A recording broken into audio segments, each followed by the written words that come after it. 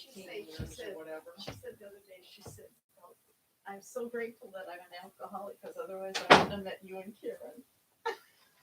That's for sure. I wouldn't have gone looking. God works through all things for good for those who love him, right? Didn't I just read that? You did Yeah. just read that. How are the eyes? Well, Well, this is interesting. Well, it's a deep subject. yes, they usually are. I went to the eye doctor on Monday, Hello, YouTubers. and he said from the surgery it's fine. What he did, I've been having to put excessive amounts of drops in my eye, and so what he did is he put a plug in the bottom tear duct. Imagine how small that thing was. Oh, Plug in the It's deer less can than duct. a grain imagine. of rice. And so what that's supposed to do is obviously block any tears from going out that one, only going out the top one. Holding more fluid in there, so we'll see. Okay. We're getting there. My vision was actually 20/30 in that eye, That's good. so that's good. Thank you for asking. Well, greetings, everyone. Welcome to our final evening with St. Paul and his travels. Welcome, YouTubers. It's nice to have you all here. I see somebody has joined us. And sitting around the table with me, I've got Karen and Dorothy, and I've got, oh my, Megan. Hi, I'm Neil. So bad. And then Humpty Dumpty. Got Neil and Gail. I don't know. Don't you ever have those Yes, I do. moments Oh, yes. They When get you- worse as when get you- older. when you look at someone and you're like, I completely know your name and I cannot find it. So, well, then I have an excuse, right? But at 52, I don't think I really have. I am 52, aren't I? Is that right? Yeah. It just goes downhill. from Same there. year as my sister, that's how I remember. Oh. So, so here we are. We are in our final week with St. Paul. And we are going to be looking at the letter to the Romans tonight. Before we start, and I'm going to say it again at the end, this is our last evening Bible study until April 29th. Our last evening Bible study until April 29th. I do want to invite you, if you're able and here in the area, to come and join us for Wednesday evenings here at church, starting at 7 o'clock. We're going to worship, and Pastor Paul is going to be leading. We're going to have worship based around the 5 unnamed women in Mark. And then each of the worship is going to be based or modeled after whatever is happening in the story. And then Pastor Paul in worship is going to offer a gospel contemplation, which, if you don't know what that is, I invite you to Google it up. It's an Ignatian spiritual practice. And then following that, he's going to have some faith sharing time for people to share their experiences of gospel contemplation or of their prayer time during the week. So I invite you to those times for the Wednesdays in Lent. Of course, next week is Ash Wednesday. So get your ashes wherever you might be. Get your ashes in church.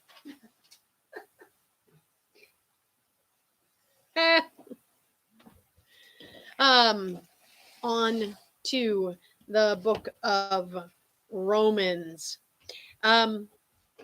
So did I fix this? Oh, good, it did fix.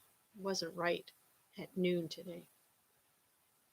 So the book of Romans, we're going to start with, oh, hi, Rich. Nice to have you.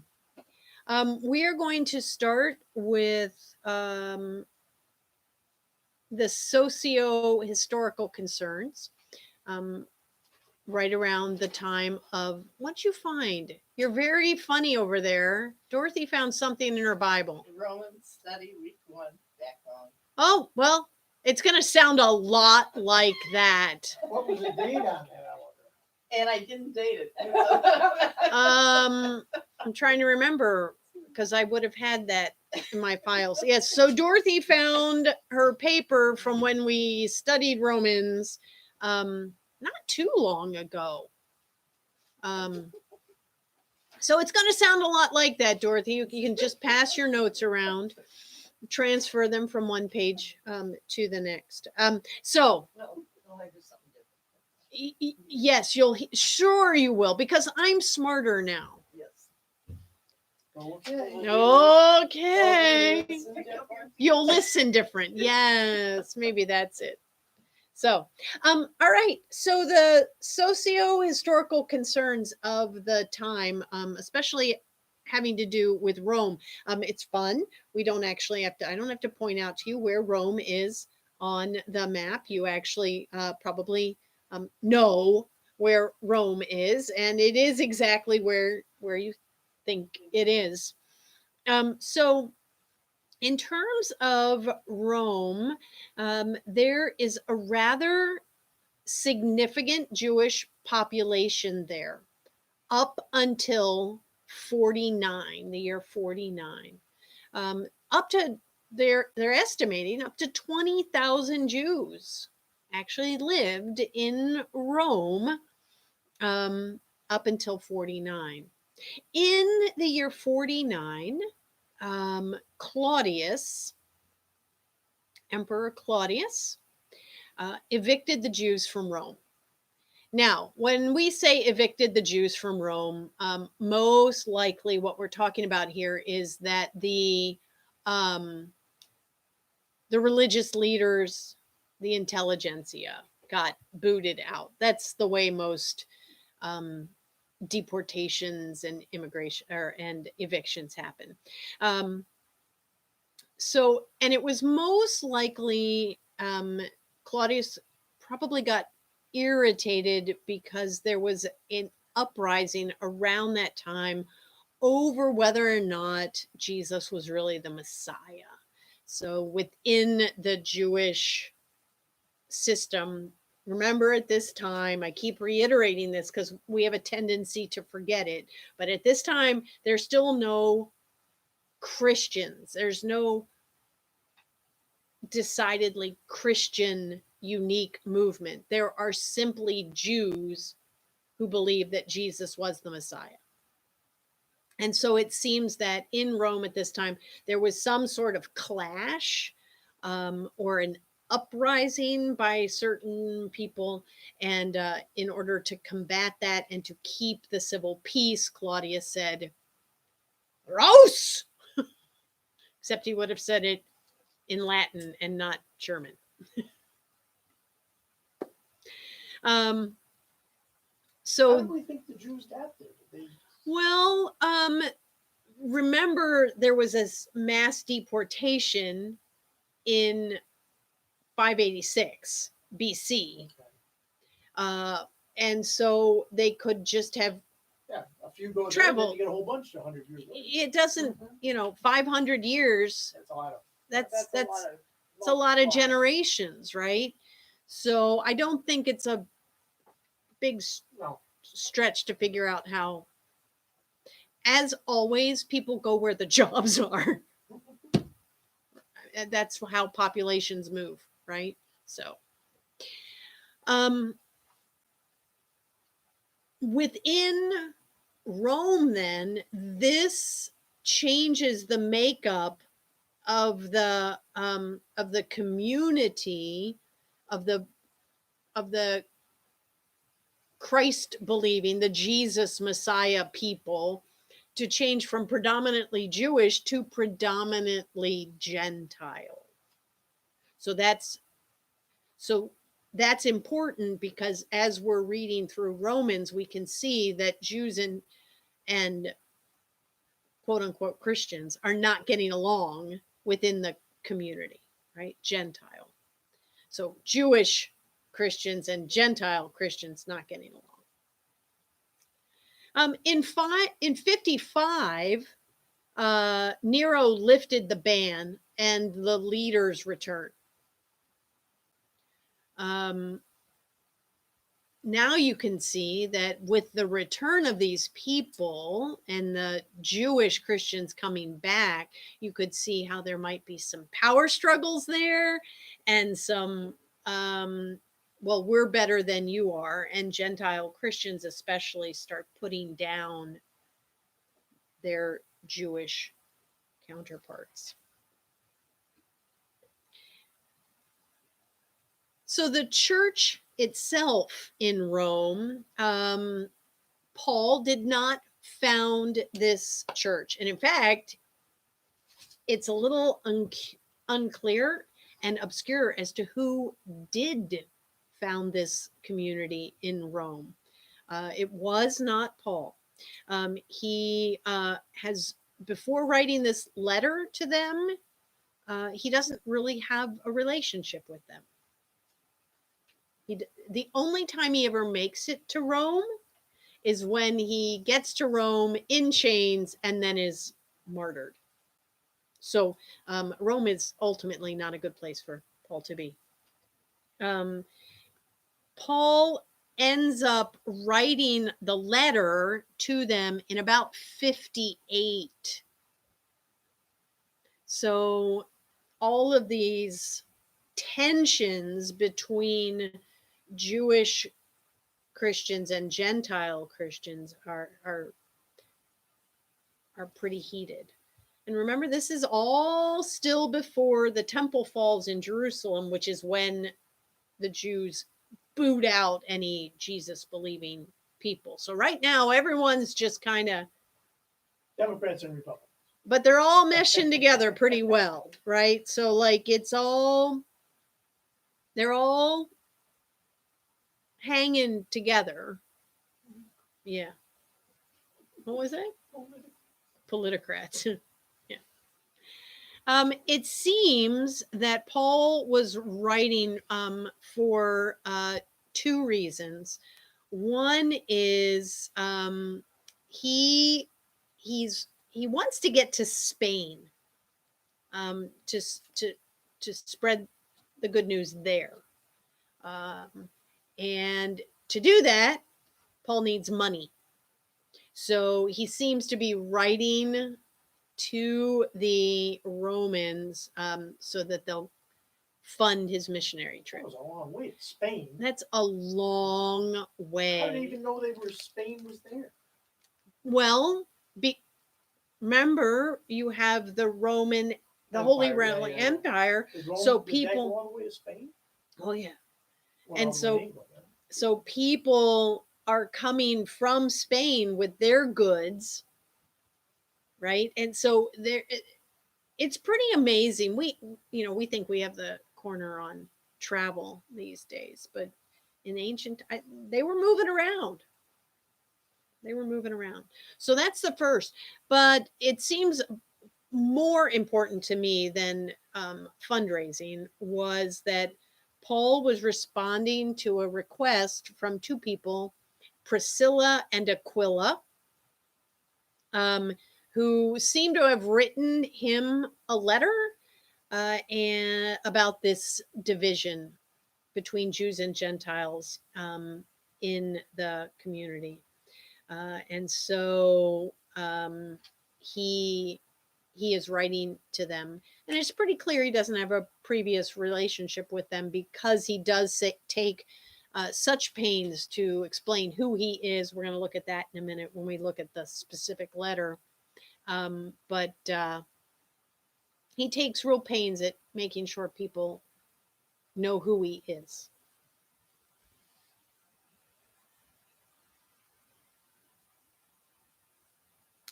So when we look at the letter and on your handy dandy handout, I put the outline there for you.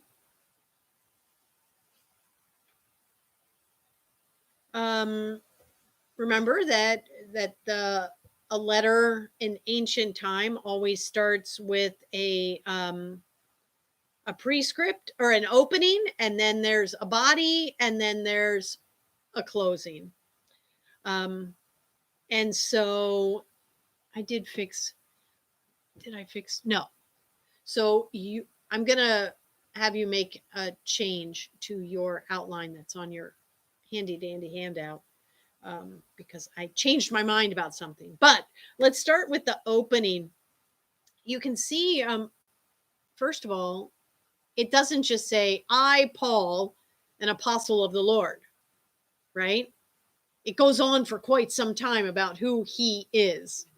Pretty good indication that he's trying either to introduce himself or to combat a reputation that precedes him. We've seen this in some of the other letters too, when somebody thinks that, he's overstepped his bounds or something. Then he says, to all the beloved saints in Rome, right? Very short and sweet, not a lot there. Again, he doesn't have a relationship with them, so there's not a lot he can say.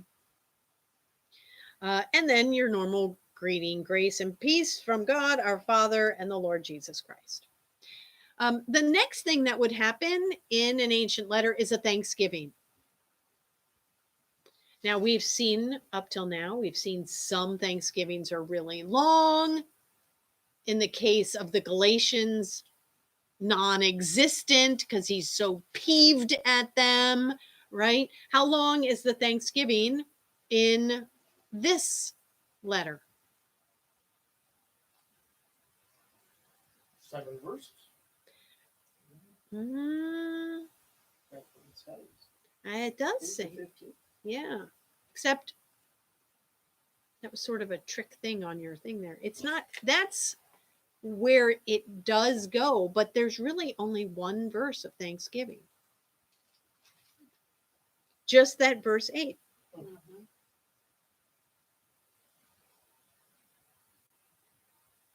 And then it goes on into, well, I pray for you and I want to come see you. But really, the Thanksgiving is just that one verse. Again, it's really hard to say more in Thanksgiving for someone if you don't know them. So instead, he adds in these other things so that the Thanksgiving still appears to be long, because remember, if he's trying to get money out of them, he wants, right? You gotta schmooze a little bit. So he's going to say, I pray for you and I can't wait to come and meet you, right? So he kind of masks that Thanksgiving part, but it's certainly not a curse like in the Galatians.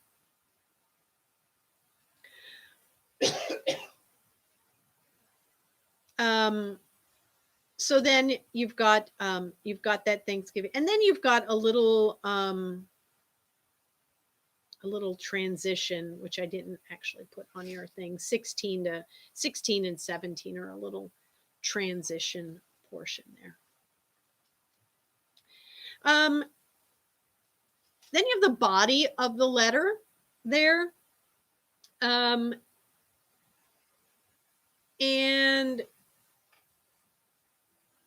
I want you to cross out issue number 5, because I changed my mind. And what I think is chapters 12 through 15:3 are really the exhortations. So they're really part of the closing. Now we're going to come back and talk about the those issues that he raises. We're going to come back and talk about them in terms of the theology of each of those in just a minute. We're going to jump to the closing. So in a closing, your normal closing, it's a very normal closing with exhortations, greetings, and a blessing. However, everything is a lot longer. So the exhortations are really long. They go on and on and on. In fact, I see, as I looked at it, I saw 4 different subject matters that Paul exhorts them. Remembering that exhortations are simply imperatives to live a particular way, right? So the first topic of the exhortations is being a living sacrifice. What does it mean to live sanctified? So that's really the first thing. Like, how do you live this way? How do you, and we're going to talk about what that sanctification means in just a minute. And then the second is how to live under persecution, whether from in or out. How do you live under persecution? Because it sounds like it's still not the greatest place for them to be in terms of these exhortations. The third one is all about how soon Jesus is going to come back. So how to live since salvation is near, he says. And that really, remember that Paul thinks that Jesus is coming back any day. Any day Jesus is coming back. And so Paul really wants to get that out. And then finally, how to live in a mixed community. How do you live together when you're coming from different backgrounds? In this case, Jewish and Gentile backgrounds. Then he has a long section, the last half of chapter 15, about coming to visit. I'm going to come to visit. I really want to come to visit. Can I come and visit? He goes on and on about that. But the thing that strikes me at the end of Romans is the greetings. How many names he names. So for not knowing the community, he certainly knows a lot of the people there. Now, I don't know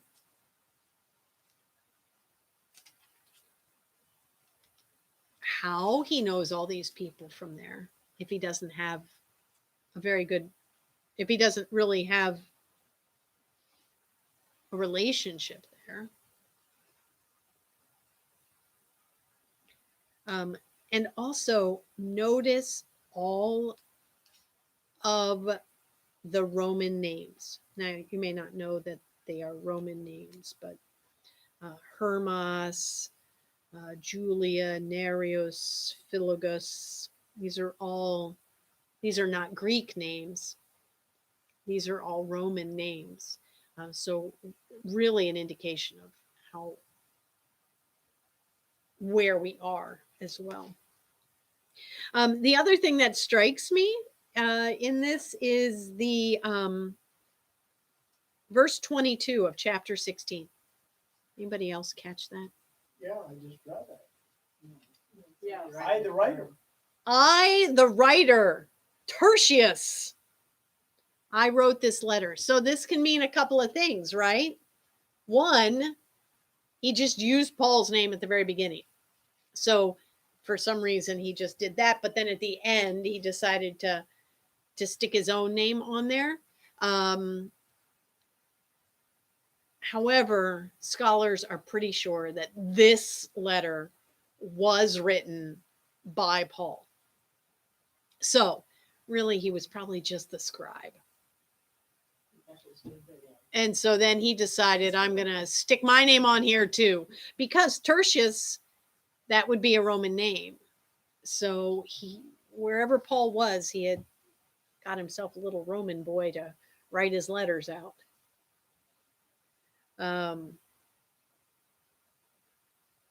Which is interesting then, in 23, Gaius, who is host to me, you have to wonder who the me is. Is that Paul? Or is that Tertius? And then there's a final blessing. So interesting end to the letter, very different from the other options. Well, this thing even puts a footnote in, that he was a secretary. Who wrote what Paul dictated. Yeah, Oh, it's good. a scribe, a good old scribe. Kind of like Secretary. when you used to have people type their letters for you, you'd have the author's initials / and who typed it. Yes, Back in the old. back in the olden days. Yes. Take a letter for me, Mrs. I am secretary. Mulgillicuddy. Take a letter. All right. So let me just pause for a minute. How did you find the letter to the Romans? Very long. I was just gonna say. All right. So Neil thought it was long. And nothing he writes is easy to read, in my opinion. Nothing is very easy because he's writing in a dead language from an ancient worldview, right? So it makes it very difficult. Did you get what do you thinking, Just Dorothy? It just kind of stumbles around. It just doesn't seem like it fits. Okay, so you had problems following the logic of the letter. Okay, all right.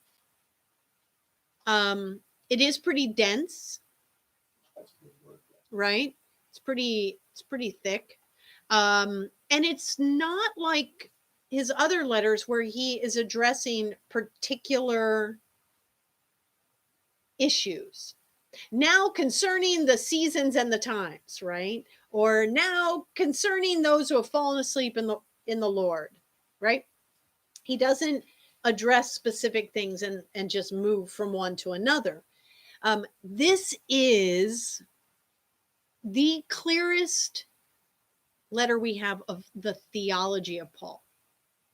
It's much more of a theological statement than it is a pastoral letter, which again, if he doesn't know them, how do you write a really pastoral letter? Well, we can't pick apart what they're doing. They can tell them what may be proper, and that's it. Yes. So what I want to do from now until we're done here is give you some theological things. And then if you are so inclined, since you don't have Bible study or any reading for the next 6 weeks, I'm going to encourage you to try reading it a second time after I give you this brief little outline to see then if you can sluice out what Paul might be doing. See if it makes any more sense. Now, what I've done here for you is broken it out into what are called theological loci. If you're an engineer, you already know what a loci is. Yes, a locus. Yes, but the plural of locus is not locuses, Okay. it's loci. Yes. So a circle has a single,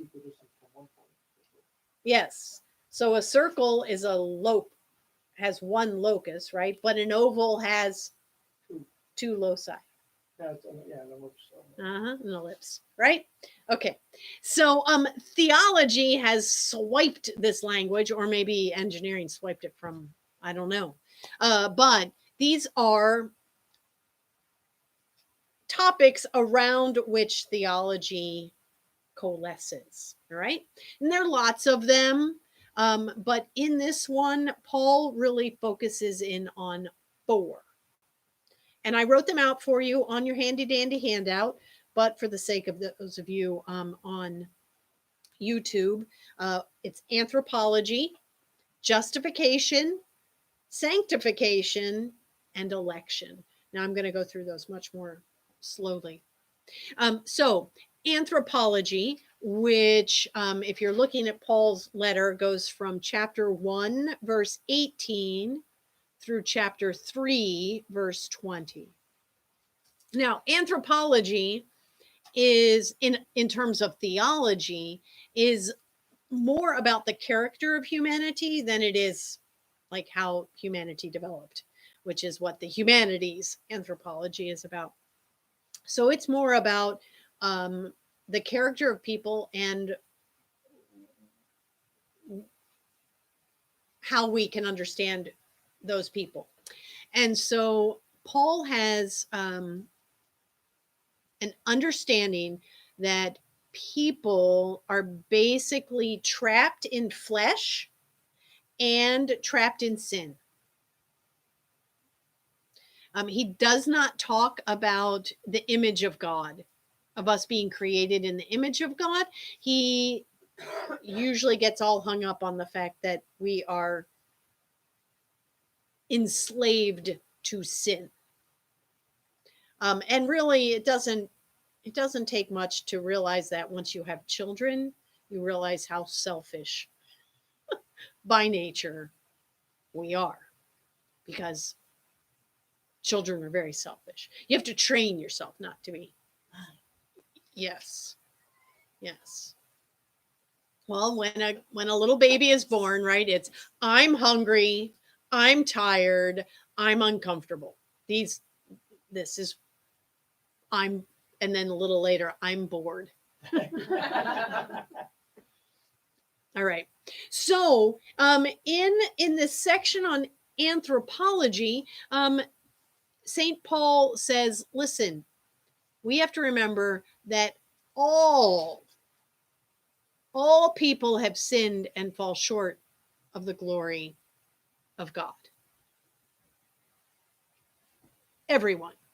And then he goes on to talk about how this may have come about, that it could be in part due to free will, but we're not going to go down that path. We could spend a lot of time we could spend 8 weeks just on Paul's letter to the Romans. So to do it this quickly, just hang in there.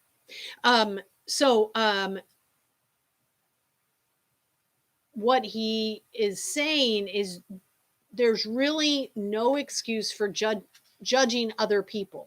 I can't look at Karen and say, Karen, I'm better than you are because I am doing all the things that a Christian's supposed to. Paul would say, poppycock, because we have all sinned and fall short of the glory of God. Nothing that I can do is better than what you can do. And that the purpose of the law is to expose our sin. Now, this makes sense if I put it into when we were children, we had no idea that fire was hot. We had no idea until somebody laid down the law and said, don't touch the stove, it is hot. Then we probably had to test that theory. But even if we had touched it ourselves without somebody saying anything, we would still not know that it is hot.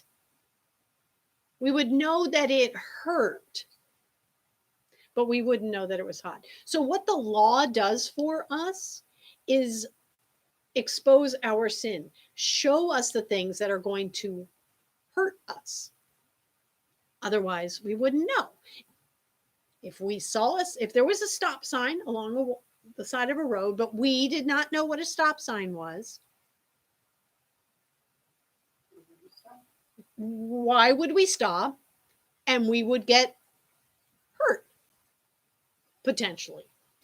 So what the law does is expose our sin, show us the things that are potentially harmful to us. And what Paul says is we all need this because we are all sinful creatures.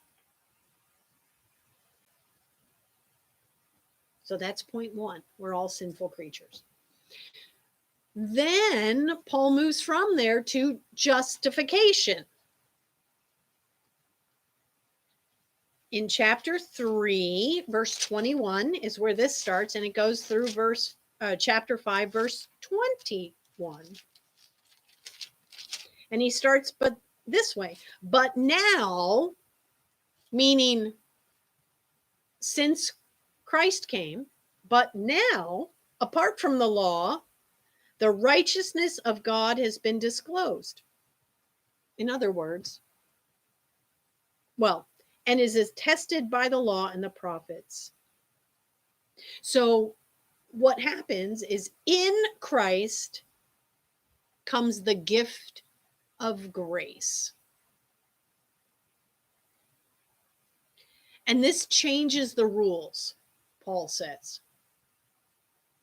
You don't need the law anymore because in Christ, God has justified us. Now, justification is a fancy word for being made right. I always think of it in terms of margins. Justification, right? Getting everything lined up, in order, correct. This is what justification is. It is this sense of being made right with God. And so there's no more need for the law, which kept us safe, right? Because now Christ has made it so that we are safe. Then he gives Abraham as an example. He says, listen, you don't have to keep the law anymore because God in Christ has made us right. The law is no longer needed. Just like Abraham, God made Abraham justified, right, because there was no law. God just made Abraham right. So through Christ, this is what happens. And then he makes this analogy between Adam and Christ and us. And so he says, okay, so one man, Adam, brought sin for everyone. So just like that, Christ now brings grace for everyone. So that's what that whole Adam, one man brings this, the other man brings that.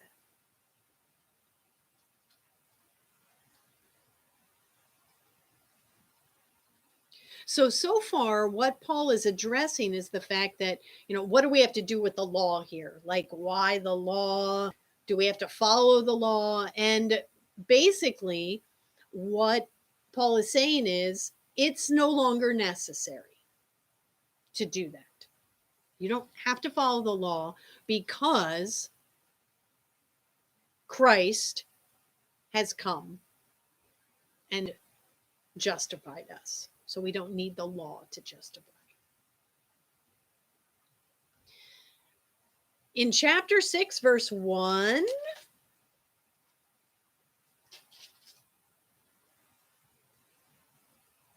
Paul moves into the next section, which is on sanctification.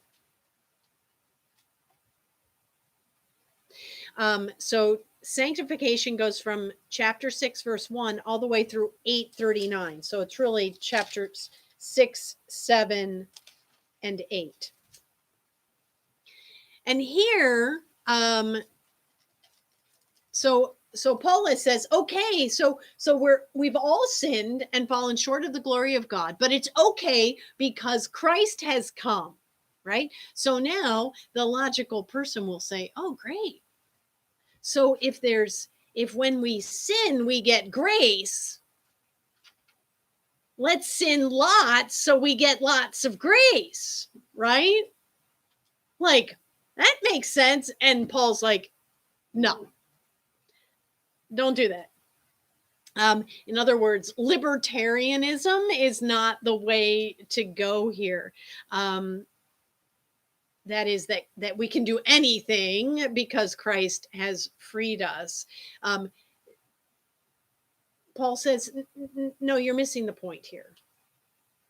Because in our baptism, we put the old self to death. The old self died, and we were risen up as new people. Colossians, I think Colossians would say that in Christ we are a new creation, right?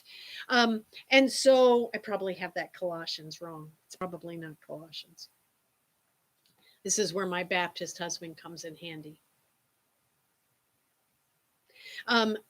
So that the idea here is that we are changed, that we are being transformed, that the law is not sin, so it's not bad. It helps to expose our sin. And grace is here as a gift from God to transform us to new things, to new people. And so we don't want to go back and follow the law. We don't want to go back and sin intentionally so that we get more and more grace. That's not how the system works. Instead, we get this spirit of life that sets us free.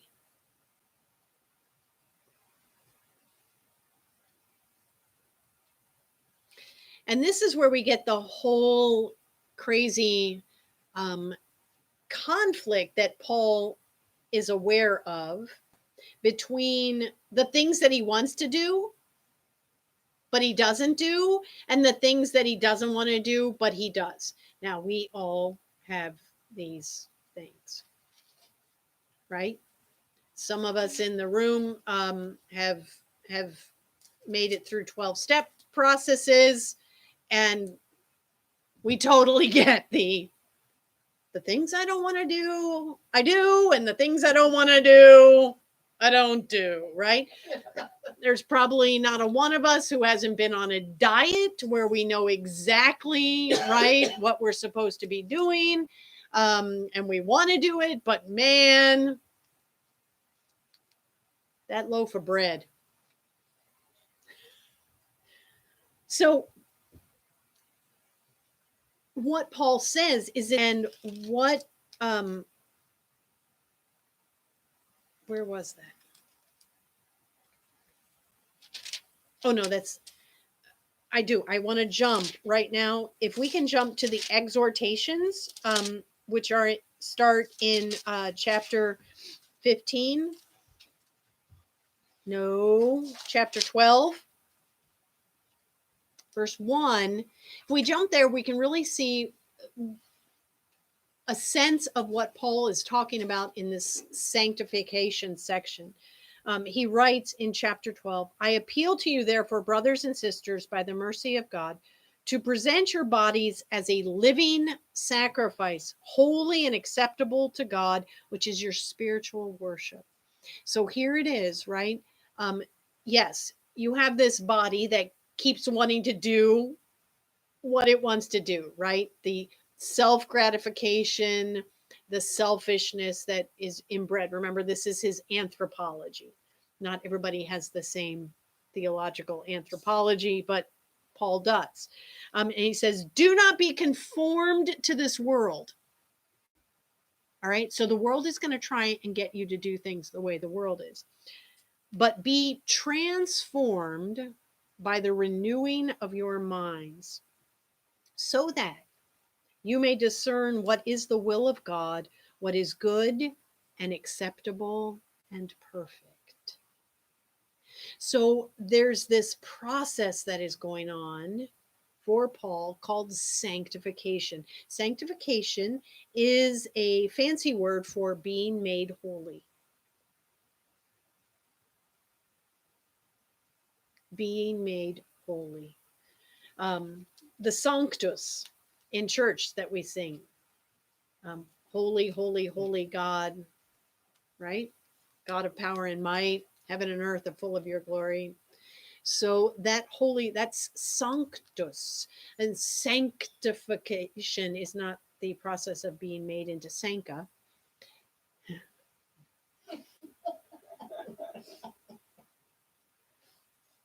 There are millennials that are going to watch me. Like, What are you Megan is talking like, about? what is Sanka?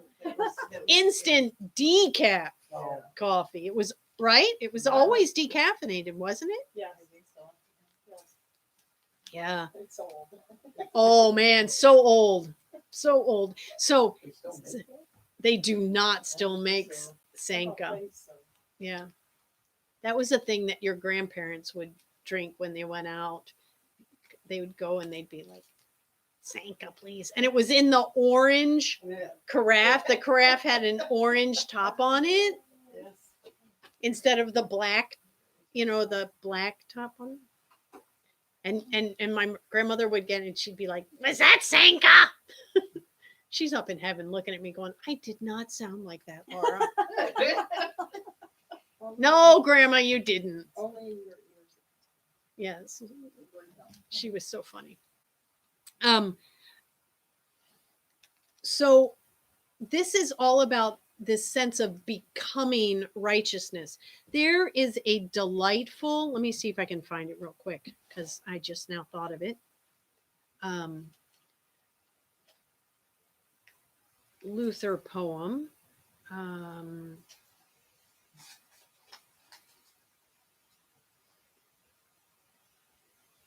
I really ought to have this.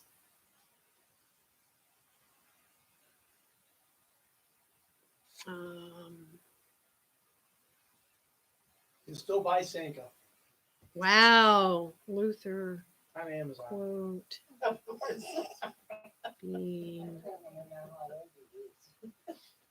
Bear with me a minute here. Where do they sell it in now?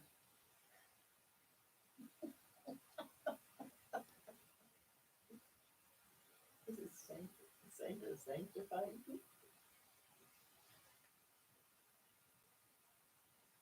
Came to the United States in 1910. 1910. Okay.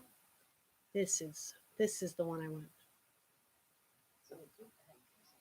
Came from Europe.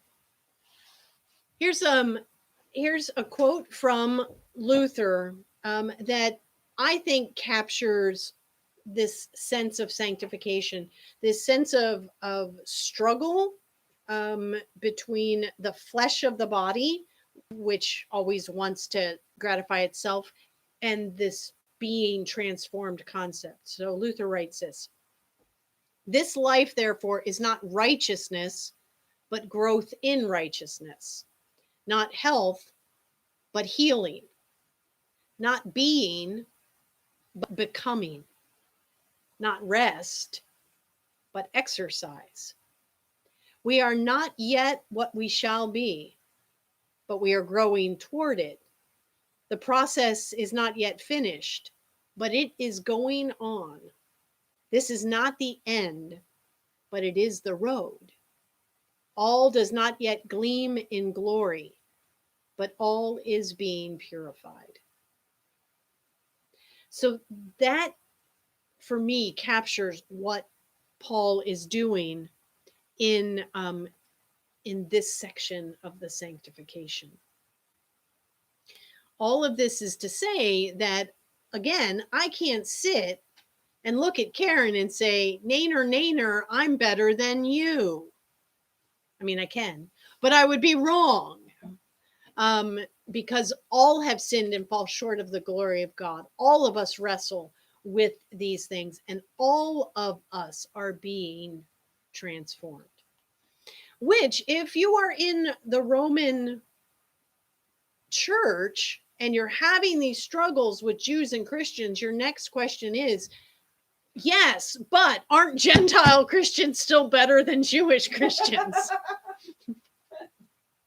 And aren't all of the people who believe that Jesus is Messiah just better than all the Jews in general. Yeah, Paul.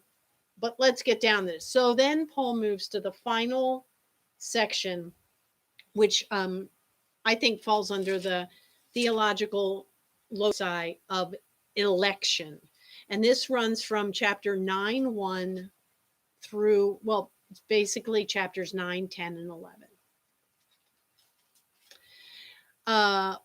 What election is who God has elected to eternal life and who God hasn't. Who gets to heaven and who doesn't.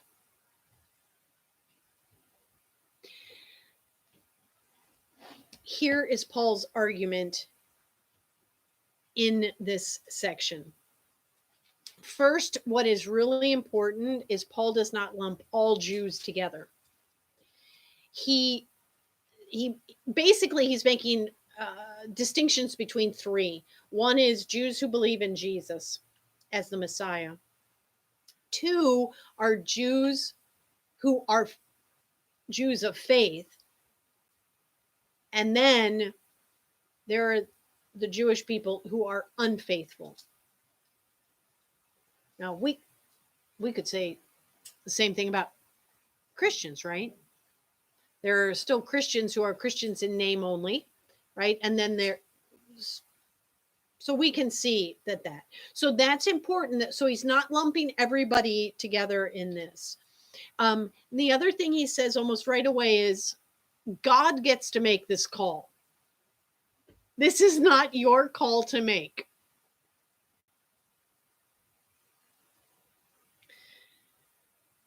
Then he has a very fascinating analogy, metaphor with a tree. And we want to think about the tree this way. We want to think about that root of that tree as the deep tradition of faith. So it stretches all the way back and down to Abraham. Okay? And so we want to think about all the faith of all the people, right? And how God has fed that root. Then this tree grows up, and the tree is the Jewish people, right? And they grow and they spread out. And then God the gardener comes along and sees a couple of branches that aren't doing their thing. So God prunes them.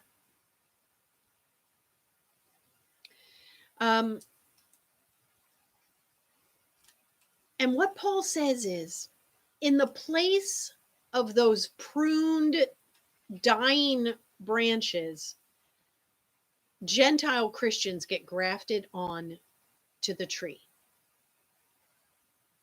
And they get then all of the strength from that deep root of faith. He says it's ridiculous for you Gentile Christians to then look at the rest of the branches on that tree and say, we're better than you. He says, you need them. He also says, for those branches that got pruned, I love this. For those branches that got pruned, your getting grafted on causes jealousy, which may bring them back to the faith. And they got pruned to make room for you. So in other words, you need each other. You need each other. And he says, you better watch that you don't get too haughty, you Gentile Christians who've been grafted onto this tree by the grace of God, because you didn't just grow there, right? God took you, he says, a wild olive branch and grafted you here. You're here because God brought you here. And you better watch that you don't get too haughty because you could be pruned. And then he makes this brilliant statement. And he says this, talking about the Jewish people who do not believe the gospel of Jesus. As regards the gospel, they are enemies of God for your sake. That is, they were pruned to make room for you. So they are enemies of God for your sake. But as regards election, that is, being with God for all eternity, they are beloved for the sake of their ancestors. The promises to Abraham, Isaac, Jacob, David are not null and void. Yes, they are enemies of this gospel, but regarding election, they are still God's chosen people.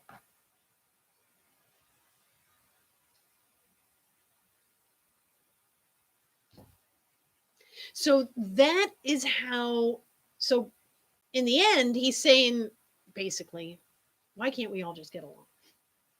Right? And then the exhortations, once you understand those four movements, that we are all sinful, God's grace is for all of us, we're all being transformed, and we're all struggling with this fleshy spirit thing. And regarding election, at least between Jews and Gentile believers, we're all in this together, people. We're all drinking from the same root of faith.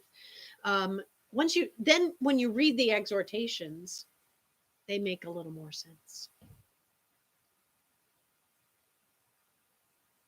And there you have the book of Romans. I don't ever remember that tree story before. That in the lectionary? Does it say read that?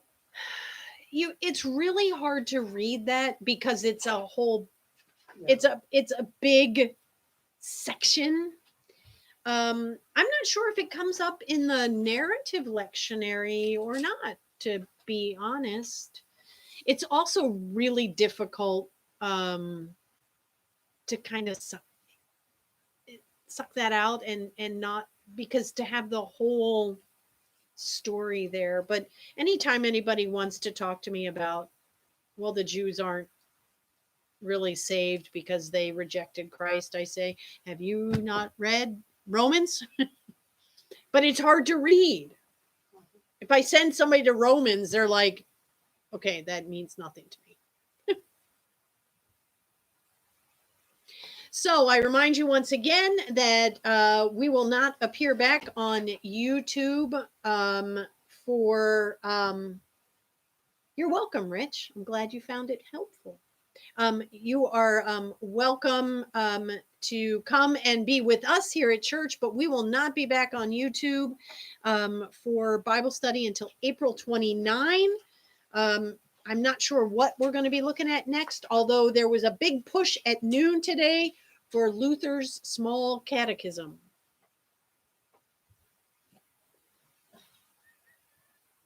It's funny. This week I had my small catechism. It was beat up. Oh yeah. Yeah. So we may be taking 5 weeks and looking at the at Luther's Small Catechism. I have to look and see what I'm interested in And doing. the next study is April. 29th, we come back here on April 29th. So I hope to see you around here for Lenten worship, whether on a Sunday or a Wednesday. Otherwise, you'll see me on April 29th. I can't see you. So thank you all for studying Paul's letters with me. I hope that everyone enjoyed it. And we'll see you when we see you. Bye, you YouTubers.